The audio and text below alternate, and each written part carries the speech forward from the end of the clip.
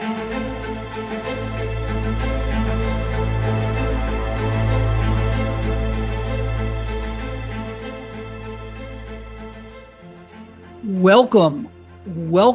to another edition of Voices for Oneness, the dawn of the new earth.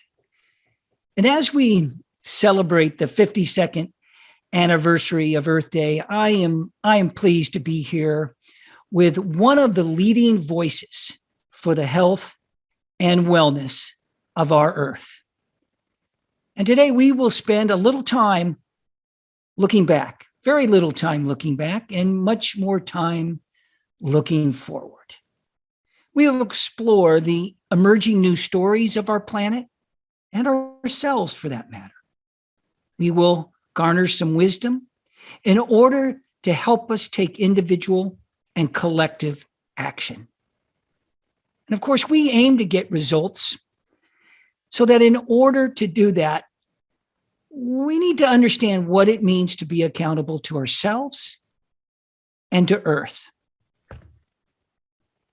And I think we all would agree that our planet, our home, faces extraordinary challenges. And that's an understatement for the most part. And while we won't get into too much data, but I just want to briefly point out that the data is daunting. And the World Wildlife Federation has determined that 65% of our biodiversity since the early 70s has disappeared. I mean, imagine that. Imagine if, for example, 65% of your own home just wasn't available to you anymore, that the liveliness and vibration of our ecosystems was going away, and hence the liveliness and vibrancy of our planet and our home. And of course, that wouldn't make you feel good. But today we're really here to focus on what can we feel good about? And what can we look forward to in our collective action? And how can we celebrate this great planet and each other to find and build upon our voices and our collective news stories? And I'll never forget a moment that I had back in 2006 when I elected to take a sojourn of sorts, an epic journey into the holy mountains, the Andean mountains in Peru. And I went on an expedition up to a mountain called Asangate, which is about 4 or 5 hours out of Cusco, which was the Incan capital. And the intention was clear. It was to go with the indigenous communities, the shaman, the Kiro people, the descendants of the ancient shamans of the Andean mountains in that range, and to venture high into the highest places on earth. And we did. We traveled up to 18,000 feet. And as I took in the grandeur of those extraordinary peaks, I'll never forget when I looked down at a glacier lagoon, a glacier lake, a curling blue, just vibrating in a theater of those towering peaks and the glaciers that surrounded them, although much of those glaciers are now receded. And in that moment, and looking at the Rainbow Lagoon, I asked myself, what am I to do? Where am I to go to be of greater service? And I had received the day before a rite of passage, what we refer to as the Earthkeeper rite, the right to be a part of stewarding this amazing planet with ours?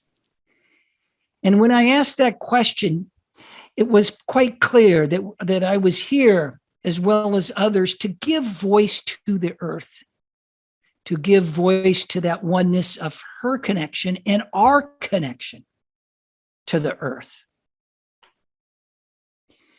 And I believe that, at least during my lifetime, I had forgotten about my connection to earth. And I was a real estate developer, and I became a self-described earth conqueror, not an earth keeper. And, I came to realize that as the earth goes, so do I. And as I go, so does the earth. So here we are today to celebrate our planet and at the same time do what we must do to fully show up, to help give her voice, and to help come together to collectively move beyond what our guest refers to as beyond hope, and step further into the work that we must do at this time. And I'm pleased today to welcome our guest.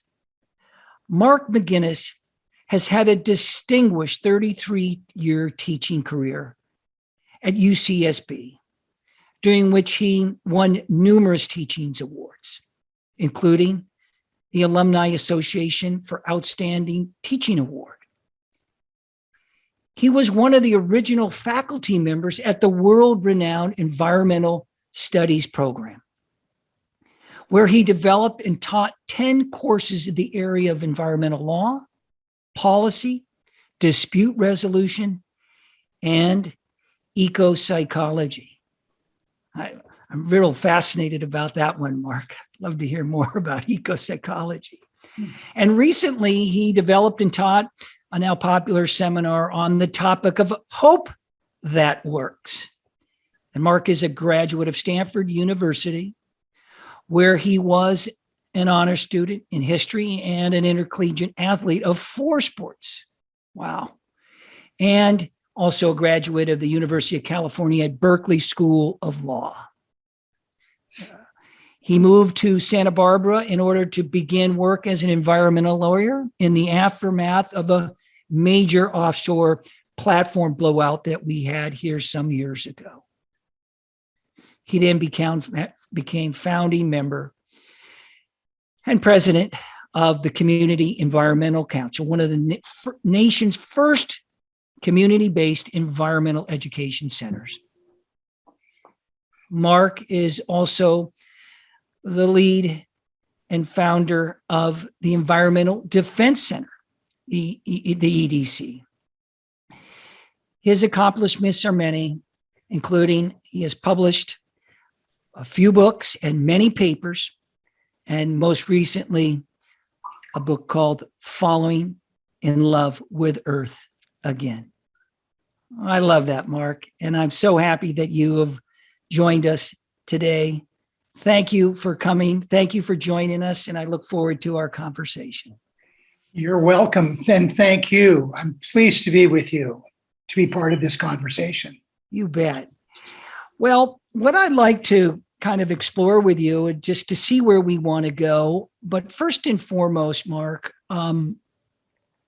you have had the chance and experience and the knowledge and the wisdom to move through both your academic career as well as other extraordinary things that you've done in terms of your work in environmental law, as well as forming an activism in community, both with the Environmental Council, community development, and many other things. And if you don't mind, maybe share a little bit of, what's your story? How is it that you have come to this place? And was there one thing maybe early on in your life? Maybe was there a few things over the course of your life that really moved you to do the work that you do and to share the passion that you have been sharing with all of us? Sure. Well, my story I'm an Atomic City kid. I come from a community, I grew up in Richland, Washington, which was a thrown together a collection of prefabricated, made of plywood, box houses that housed my mother, my older brother, and I when we moved there in 1943. I was born in 41 in the Salt Lake City area. That area was still in depression. My mother's father had been a grocer there and extended credit to all his customers as things got tight and then became very dire. Well, when it came time for the bank to extend some mercy to him, as he had done to everyone else, they declined and foreclosed, and so he went bankrupt. And so the entire family, my recently divorced mother with me and my older brother, we all moved up to the state of Washington in the southeast corner near the confluence of the Columbia, Snake, and Yakima rivers. Sandy, sagebrush, really the boondocks. I mean, nothing was there, which was precisely why the Atomic Energy Commission at the Department of Defense at the time chose this site called the Hanford, Hanford, the Hanford site, to work on the production of, in our case, primarily plutonium, to put in a weapon to end World War II. That was we considered ourselves in a race, the United States, with Germany, to see who was the first to develop this weapon. Well, we were the first. Our bomb, because I say Atomic City kid, the civic enterprise was to do what? People at the time, the adults, weren't exactly sure what they were doing, really, because it was top secret. And only the people on the real inside knew what was really going on, but they were employing people, and that was the point. My bankrupt grandfather became a patrolman on this atomic reservation. My mother became a secretary for DuPont. DuPont was the primary contractor for this effort. In any event, I grew up in an atmosphere where we celebrated, even as a little kid. We brought this mom in 1945, and I'm looking at the adults, and they're all just so proud and happy. And what happened? And they showed these pictures of this bomb. And we're celebrating that. Oh, okay. Well, we won the war. Okay. And all my uncles came home and they were all happy to be alive and well. And so I was kind of caught up in all of that. But all of that included a deep fear. What if somebody dropped one of those things on our heads? So when we, as we did regularly, had air raid drills, we've seen those pictures, duck and cover, you get under your, like this. Well, we weren't just playing around. We weren't. The other kids in the classes of mine, for years, we were really concerned with thinking that this might be the one, this might be it, because we were targeted in the Cold War, right on the edge of it. Becoming a hot war. We would have been one of the first American communities to be incinerated. So that was my introduction to the world, was one of considerable fear. And I hoped, so my relationship with hope grew out of my fear. And really, hope and fear are closely connected. That's why I came to, a while ago in my environmental work, to go beyond hope. Beyond it. I can actually set hope aside, I learned. and put it out there. I really don't need it anymore because I'm doing the work. And so the doing of the work, became a lawyer, worked for a large law firm. Didn't like the work because it was defending corporate clients who were Standard Oil, Kaiser Steel. These were the giants of industry, Bechtel Engineering. But the work they were doing had consequences for native communities, one of which was at the Dalles, Oregon, nearby where I grew up in Richland. The tribes gathered around the Dalles where the fish were and set aside their differences, because they had differences. We have differences. Conflict is inevitable. Both were thinking and responding and whatnot. I believe conflict is inevitable. It's how we approach it that matters most. So I had seen the Dalles inundated by dams necessary for our commerce, our ideas of how to make the world better, to provide electricity for more and more people in the Northwest, hydroelectric energy, nuclear energy.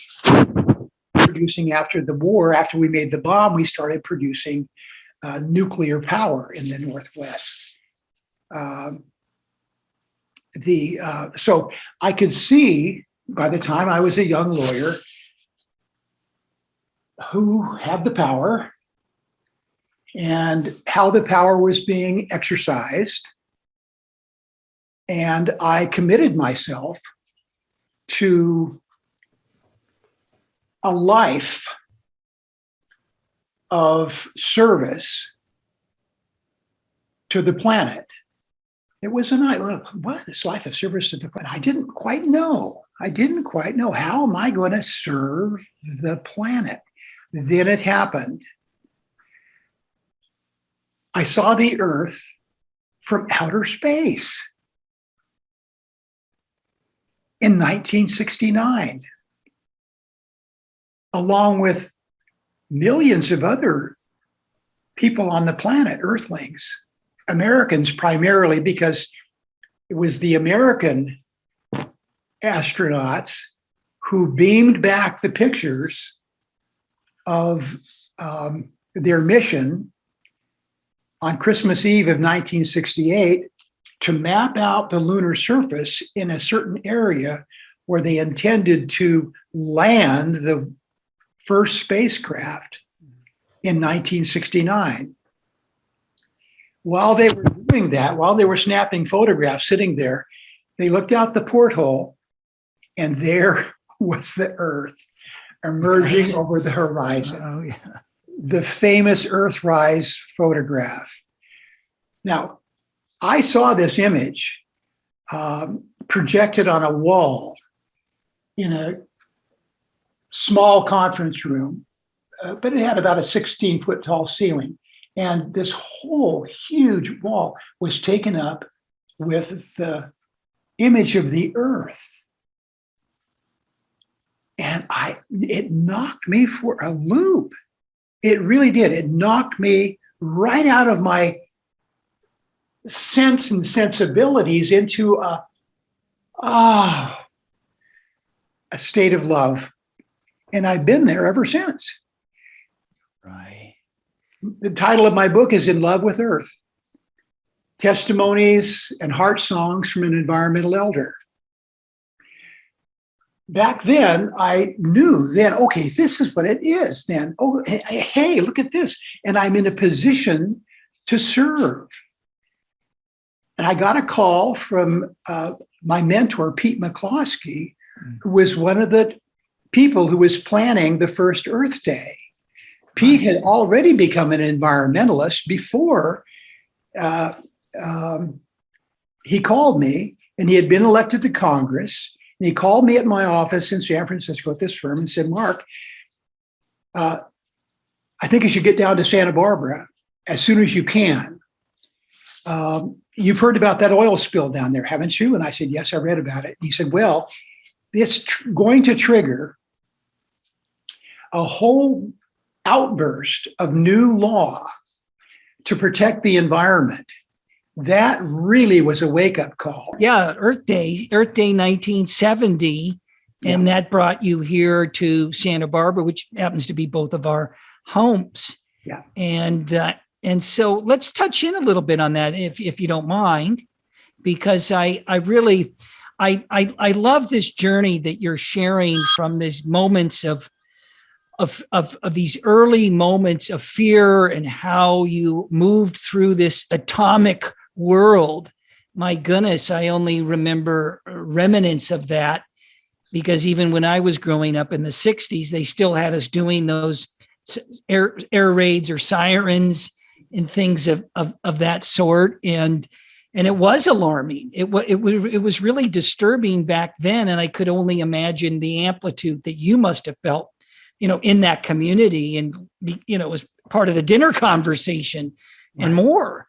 No doubt about it. So I love this arc of your own journey that is a movement. I'm hearing from this fear and into this moment, this seminal moment on the planet of that first Earth shot and that Earth rise, and this beginning, this dawning, as I would often say, of humanity's perspective of sorts of where we are in Earth. And there's a bigger picture, that we're not just down here, we're part of this greater universe of which we operate in and we live within, and we share this with all.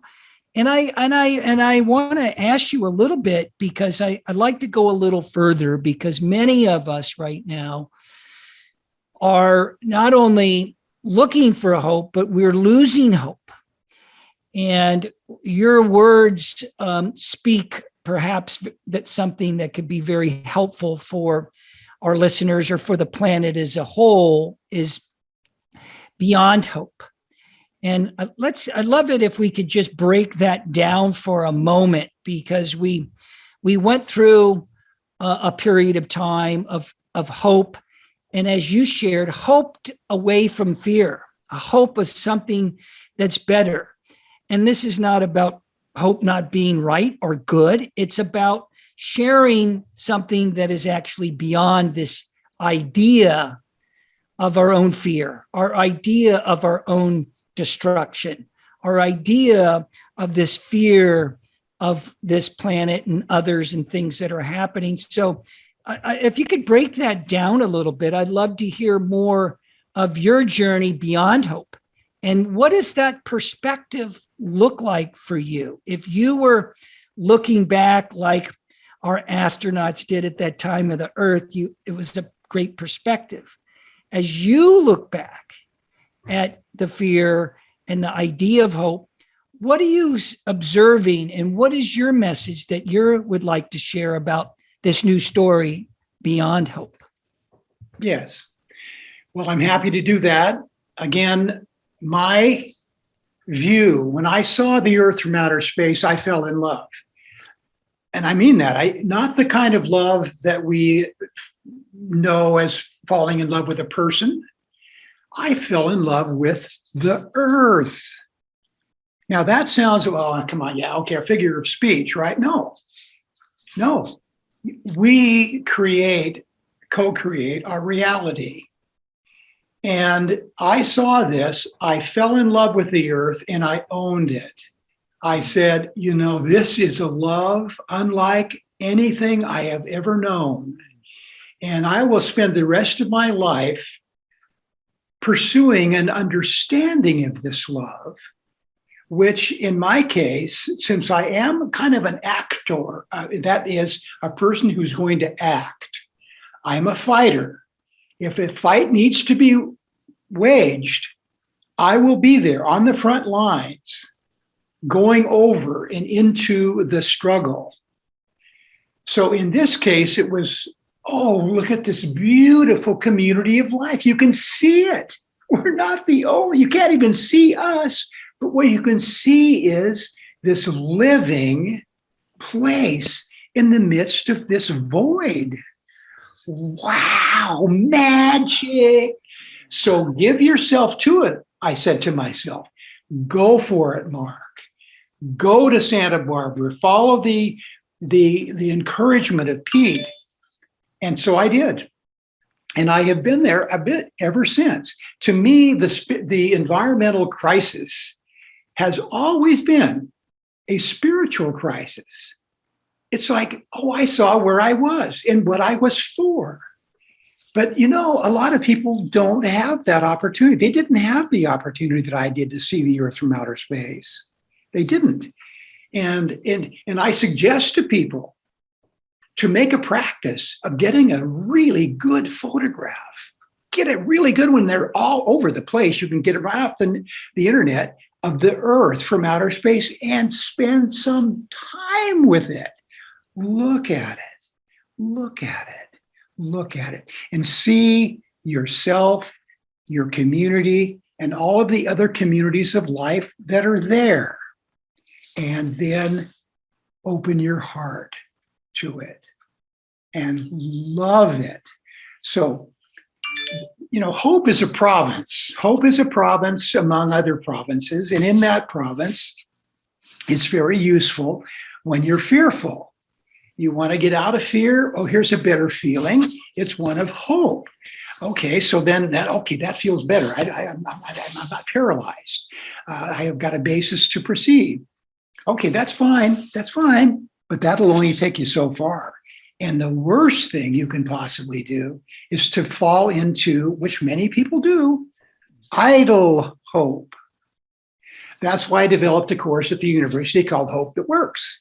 And the basic teaching of that course, very simple, you can wind it all up in a few sentences. And one is, hope that works. Hope that doesn't work, doesn't. In fact, hope that doesn't work is a sin. Anyway, so it's love. So my prescription is, instead of entertaining hope, instead of using hope, just set it aside.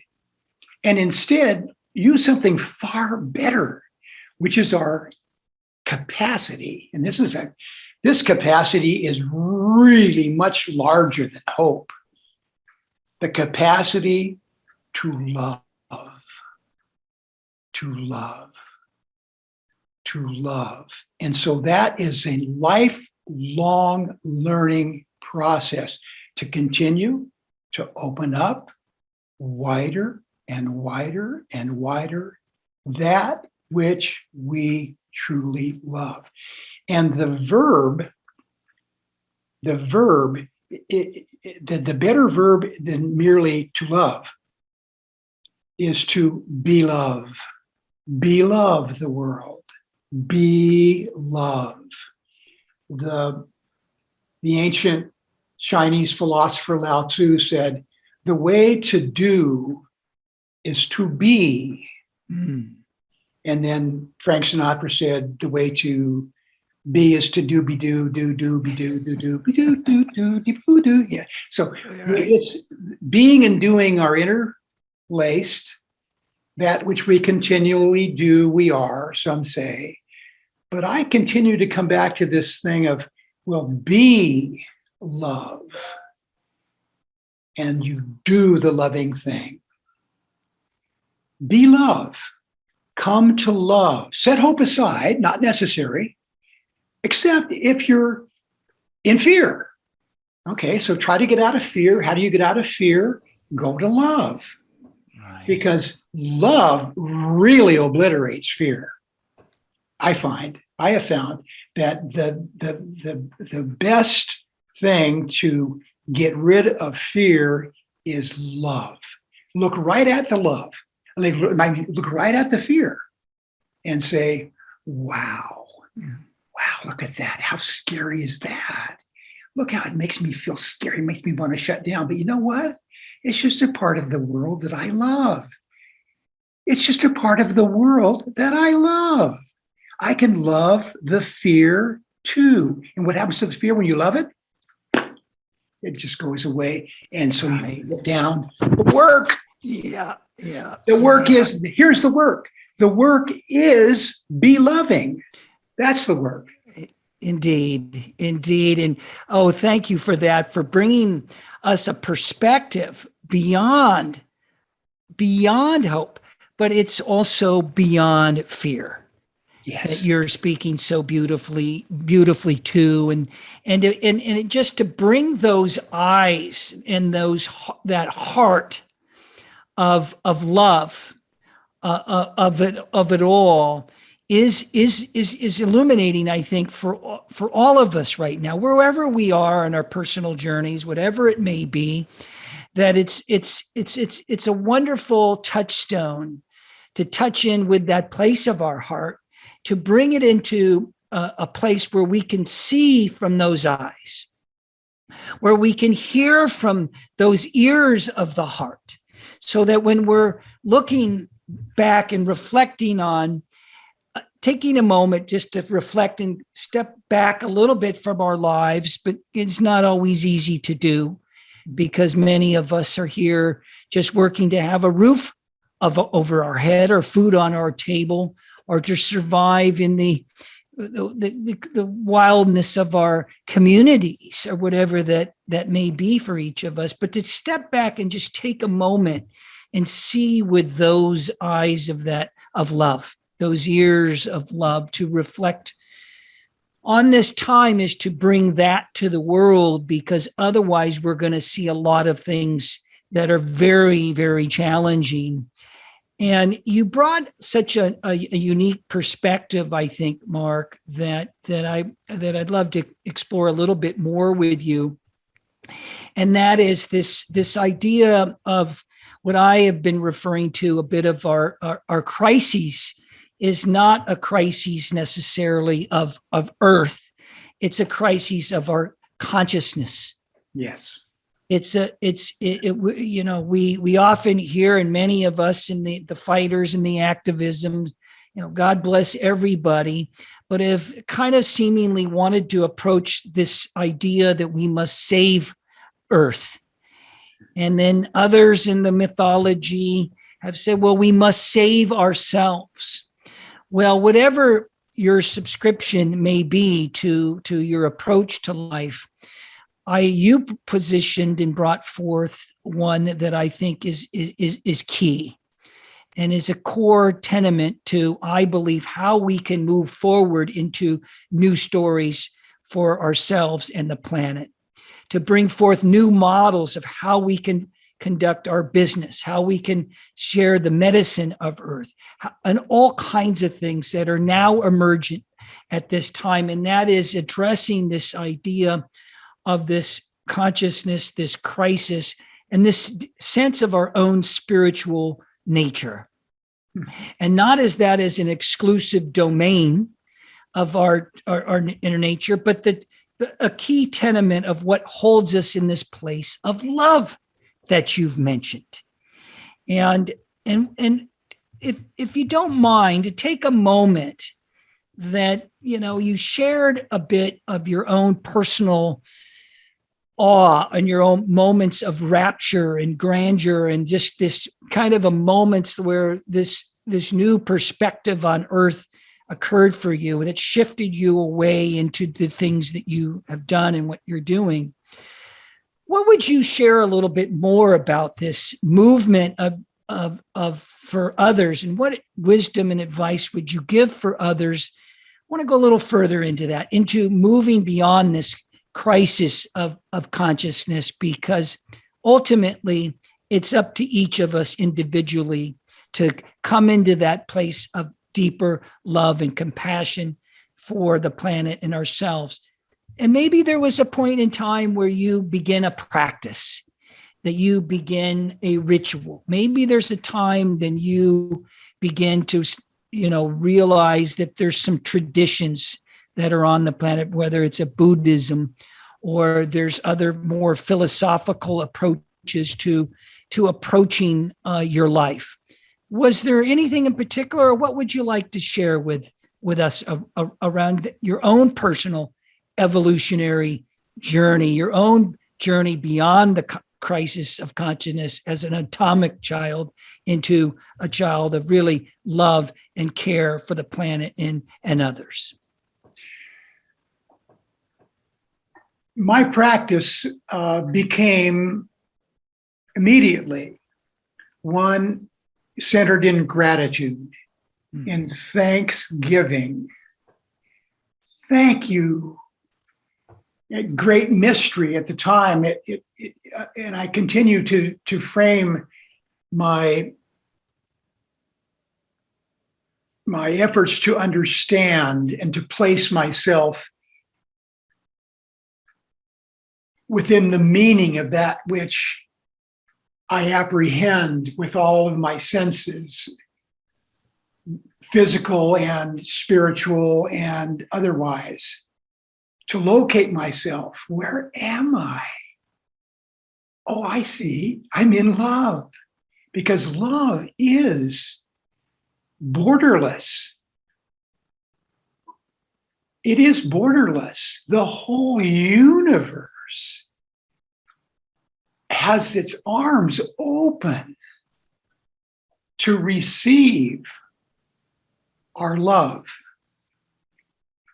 So I'm grateful for the opportunity to love. Oh, yes, it's scary. Oh, and that, but the crises and the challenges, they're all opportunities. They're all opportunities. Yes. Now, and okay, if I only had the right tool, we do have the right tool. The tool is right in front of it. It's love.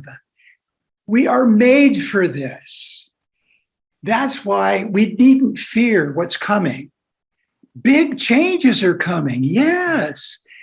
That's the way it's always been. This planet is not one that's drowsily going along through the cosmos. Oh, no. Asteroids come plowing in. All kinds of things are going on. Equilibrium. We've known a kind of a climate, relatively calm climatic conditions. Right. But for a relatively brief period of this planet's history, and in that time, well, we put together a whole bunch of stuff, and yet now the climate, and we've contributed to it. That's the evidence that we've contributed to a situation where now we're getting to come into a period of climate chaos. Okay, so that's a crisis, and that's a challenge And an opportunity.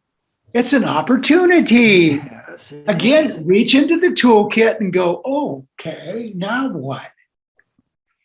Well, let's make sure that we use our best tool, and that is to love the chance to do what we can to have an effect through our love to make things better.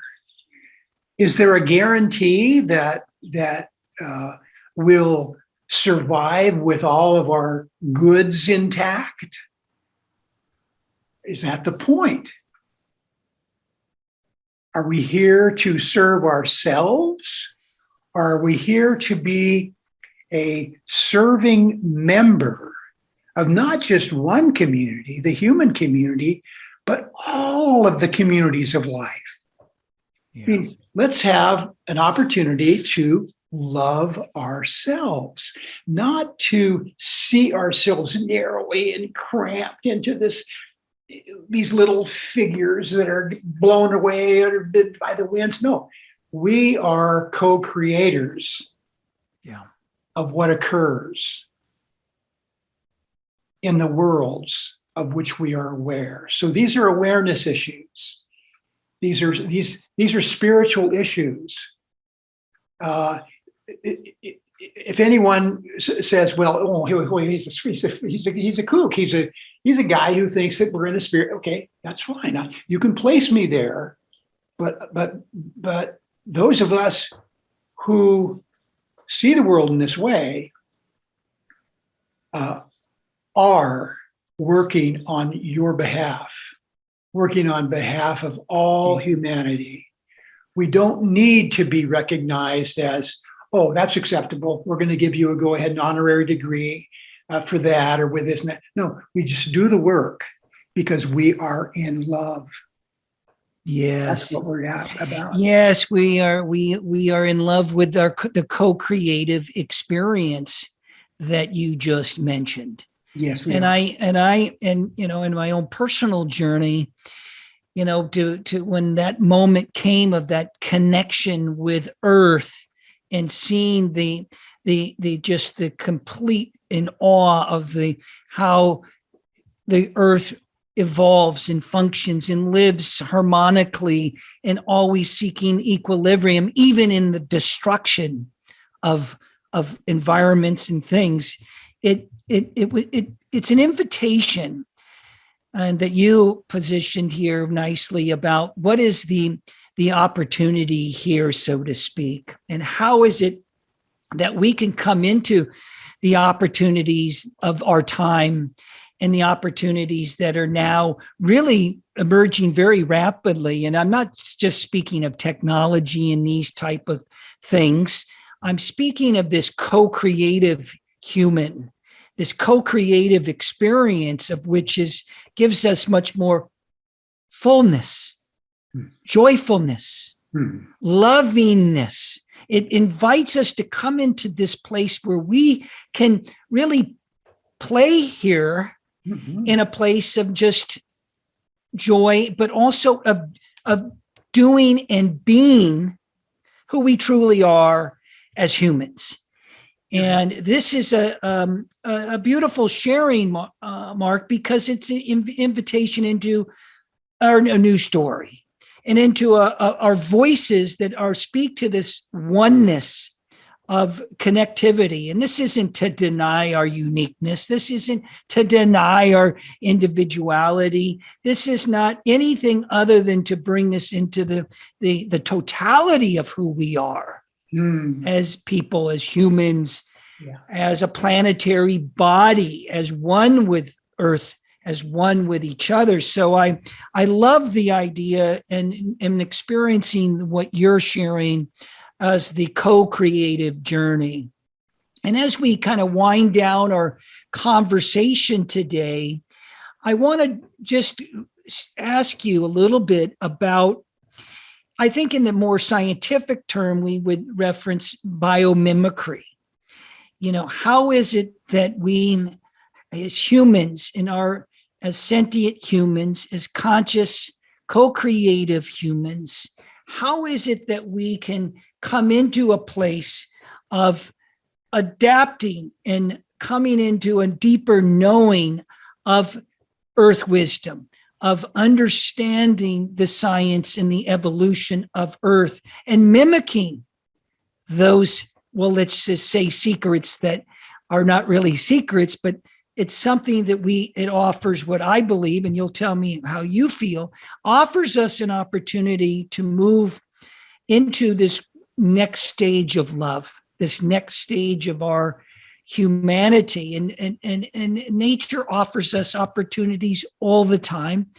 And she is offering us perhaps some of the greatest opportunities ever, based on where the intersection of her evolution is and humanity's conscious evolution now is.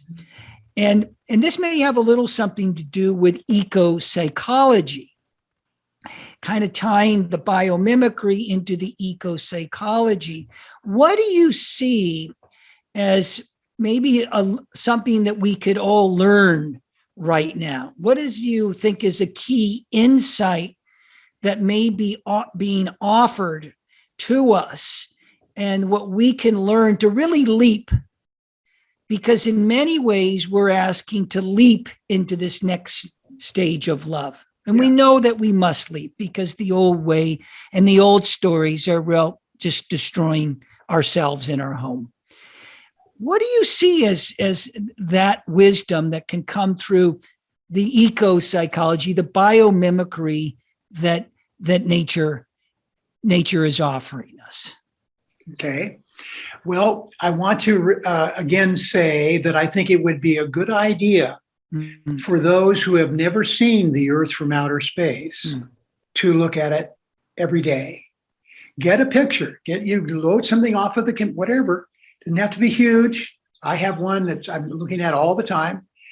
And it, in a sense, it's like kind of like an altar, okay, that you can see with your physical eyes the planet in a void, airless out here, where we all the communities of life live and breathe and express. Then love it. Love it. Now, okay, well, what love the idol worship? What are you talking about, Mr. McGinnes? Are you talking about what spookiness is it? No. It is just to say, look, am I or am I not a loving person? And affirm that you are a loving person. That you are here to do what you can to make the world a wonderful place. Maybe you're a really good dancer and you'd like to teach us all to dance a bit better. Whatever it is, you have a gift. Don't let anyone ever tell you that you as an individual are not highly gifted. Now, and then I invite Theodore Roszak as one of my teachers. Theodore Roszak wrote a book called Voices of the Earth, or Voice of the Earth. And we are that voice. Mountains don't talk. We do. But do we know mountains? Yes. How do we know mountains? Why, we look at them. We're quiet. We don't try to impose words on them. We simply love them. So, to come into love is simply to step forward more fully into ourselves. We need to get to know ourselves. We really do. It's time, folks. It's time for us finally to really get to know ourselves. It may surprise you. It's quite extraordinary. And when we do, we go, wow, I can do that. I'm amazing. All these gifts. Yes, indeed. I love the joy in the moment of that and feeling the amazingness, because it's and I feel you in this, because I'm also sensing that Earth loves us. Earth holds us. Earth says, hey, here it is. I don't distinguish that you're not worthy of love, or you're not to receive the abundance of the fruits of this garden we share. Of course, nothing of that. And of course, the invitation is, hey, I'm open to receiving that love, because I too am that love. And I can receive this and receive the gifts of our lives together, our lives, the gifts of who we are here to share. And I often say that we are all earth keepers. We all have extraordinary gifts and geniuses that are to be shared, and that we together and individually can share this voice of love, of Earth, as she offers her abundance and her love to us. And it's been wonderful to be here with you today, Mark. It's been my pleasure. I'll tell you, I love you, Adam. I love you. Love you, Mark. And it's I see you. You're a fellow Earthling, and you're such a lovable character. I will. You are. Thank you, Mark. Thank you. Thank you. Thank you. Thank you. And really, really celebrate you. And I celebrate all of you that are here, been here with us today. I celebrate Earth on the 52nd anniversary of Earth Day, founded here in Santa Barbara, California. And I'm honored to be part of this extraordinary journey that we're all sharing together. It brings joy to my heart. It enlivens the passion in the soul to know that we are the voices of oneness, and we are the new storytellers, and together we choose to do this great work, to share the love that nobody can take away, our right to choose and share our gifts. So thank you. Blessings to all of you. I look forward to continuing this conversation. Thank you, everyone. Thank you, Adam. Thanks all. Thank you so much. Thank you, Earth.